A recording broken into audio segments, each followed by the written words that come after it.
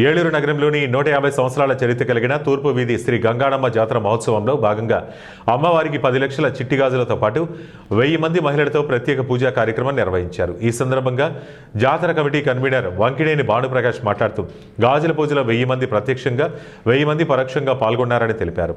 ఈ కార్యక్రమం అనంతరం జళ్లలమూడి కుటుంబ సభ్యులు చిట్టి గాజుల పూజలో పాల్గొని ప్రతి ఒక్కరికి అన్నదాన కార్యక్రమం ఏర్పాటు చేశారు.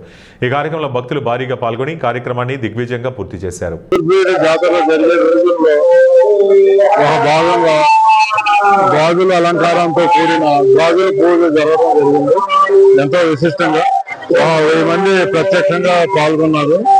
ఇంకొక 1000 మంది పరోక్షంగా ఈ గాజుల పూజని చేసుకున్నారు.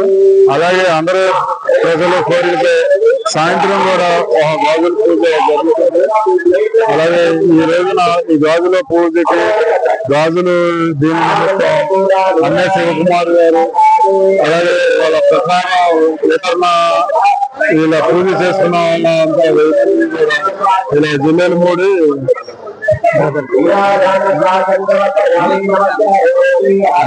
ఫ్యామిలీ సత్యనారాయణ దగ్గర వీరి నివాసం. అలాగే అందరూ కూడా మంచి పూజ చేసుకున్న వాళ్ళందరూ ప్రసాద వితరణ